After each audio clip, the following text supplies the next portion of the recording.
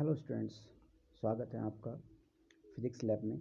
आपको इस सीरीज़ के थ्रू पूरे 37 साल में आए हुए नीट के पिछले 37 साल में जितने भी क्वेश्चंस आए हैं उन सभी क्वेश्चंस को यहाँ पर कराया जाएगा और आप यहाँ पर बारी बारी से अपने प्रत्येक क्वेश्चन का आंसर भी देख सकते हैं और यहाँ पर PDF की फॉर्म में दिखाए गए हैं सभी आंसर्स आपको चेक करने को मिलेंगे और जितने भी क्वेश्चन आपके 37 साल में आए हैं तो उन क्वेश्चन को आप अच्छे से कर पाएंगे।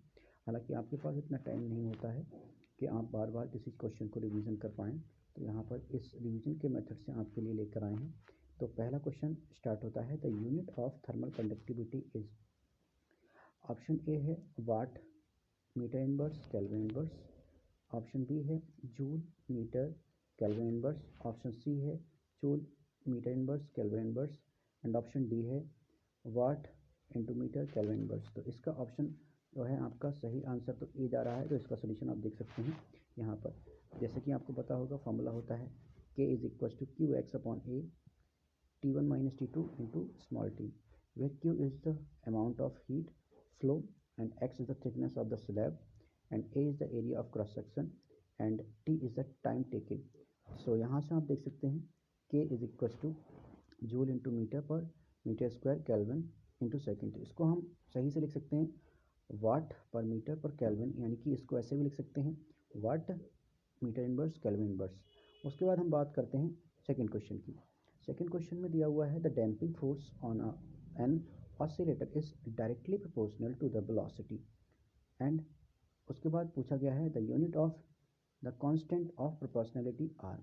तो आपका जो फार्मूला होता है वो क्या होता है, आपको F directly proportional to minus X होता है, तो वहाँ से F is equal to minus k X आ जाता है। यहाँ पर आप देख सकते हैं सोल्यूशन इसका सी है वैसे तो यहाँ से आपको हमने बताया था, ये देखो इस तरह से हमने के से डिवाइड करेंगे तो आपका आ जाएगा kg पर सेकेंड इनवर्स। आपका सी ऑप्शन आ जाएगा, सही आंसर है। उसके बाद आगे बढ़ते हैं, the unit of permittivity of free space epsilon nought is. तो आपको पता होगा फॉर्मूला होता है F is equal to 1/4 pi epsilon nought Q1 Q2 upon R square. वहाँ से हम सॉल्व कर सकते हैं और निकाल सकते हैं। ऑप्शन सी जा रहा है यहाँ का कूलम्ब स्क्वायर पर न्यूटन इंटू मीटर स्क्वायर। तो यहाँ पर आप देख सकते हैं solution force between two charges F is equal to 1/4 pi epsilon nought Q1 Q2 upon R square होता है, यहाँ पर Q स्क्वायर दे दिया है तो epsilon nought is equal to 1/4 pi epsilon 4 pi Q square upon F R square. तो यहाँ पर कूलम्ब स्क्वायर पर न्यूटन इंटू मीटर स्क्वायर। अब हम बात करते हैं next question. A screw gauge has least count of 0.01 millimeter and there are 50 divisions in its circular scale. Full stop.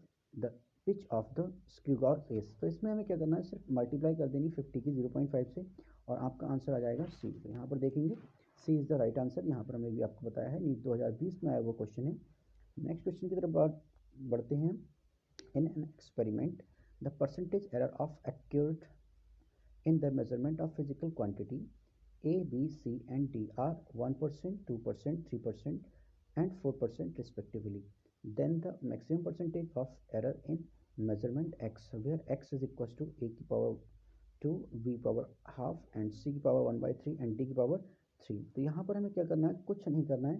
ये जो आपको वैल्यू दी हुई है 2 की मल्टीप्लाई 1 से करेंगे, B की जो वैल्यू दी हुई है पावर की उसकी 2 से मल्टीप्लाई कर देंगे, C की पावर की 3 से मल्टीप्लाई कर देंगे और D की पावर की 4 से मल्टीप्लाई करेंगे। बेसिकली आपका ऑप्शन जो आंसर सी है, इसका जो ऑप्शन है सी वो रही सही आंसर होगा। इसका सोल्यूशन आप देख सकते हैं, ये है आपका दिया हुआ।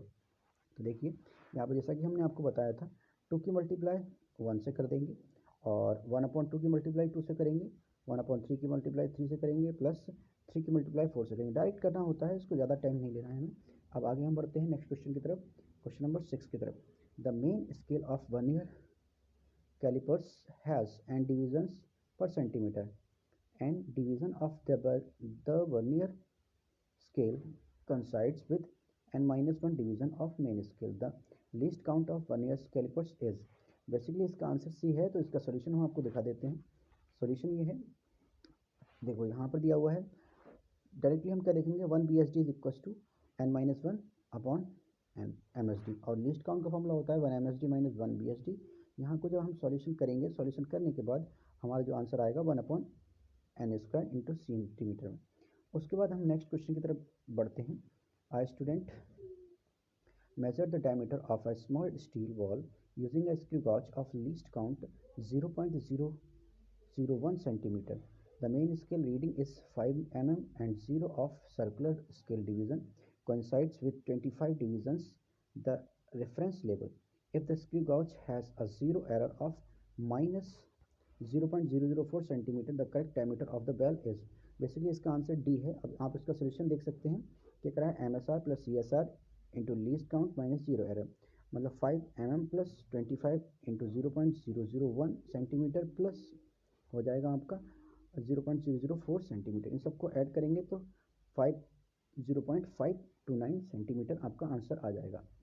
उसके बाद हम आगे बढ़ते हैं। पिछला क्वेश्चन हमने सेम किया था, उसी तरह से हम क्या करना है, 1 की पावर की मल्टीप्लाई 3 से करेंगे और 2 की मल्टीप्लाई 2 से करेंगे और c का वैल्यू हम 3 रखेंगे और d का वैल्यू 4 रखेंगे। डायरेक्टली आपका आंसर आ जाएगा, आंसर c आ जाएगा। यहाँ पर देखेंगे तो देखेंगे यहाँ पर दिखाया गया है 3 into 1 plus 2 into 2 plus 3 plus 4, तो यहाँ पर आंसर आपका आ गया 14%। अब आगे हम बढ़ते हैं। A student measures the distance traveled in free fall of a body initially at rest it in a given time. He uses this data to estimate g, the acceleration due to gravity. If the maximum percentage error in measurement of distance and the time e1 and t e2 respectively, the percentage error in estimation of g। आपको पता है formula होता है, formula आपको पता ही होगा। यहाँ पर वैसे तो बेसिकली इसका भी आंसर है, फॉर्मूला आपको दिखा देते हैं। तो h is equal to U T plus half G T square से आप फॉर्म करेंगे, तो वहाँ से आपका जो डेल्टा एच अपॉन एच की वैल्यू आएगी वो E1 है और डेल्टा टी अपॉन टी की वैल्यू जो आएगी E2, जबकि टी की पावर यहाँ पर 2 दी हुई है तो इस वजह से हमारा E2 के साथ 2 ऐड आ जाएगा। अब आगे बढ़ते हैं नेक्स्ट क्वेश्चन के साथ। If the error in measurement of radius of a sphere is 2%, then the error in the determination volume of sphere will be. तो आपको पता है वॉल्यूम क्या होता है, 1/4/3 पाई आर क्यूब। तो आर की वैल्यू कितनी आ रही है, पावर में 3 आ रही है, तो 3 की 2 से मल्टीप्लाई कर देंगे, डायरेक्ट आंसर आ जाएगा आपका 6। डी आंसर हो जाएगा इसका आपका, D is the right answer, then 6% is the final answer. अब हम बात करते हैं डेंसिटी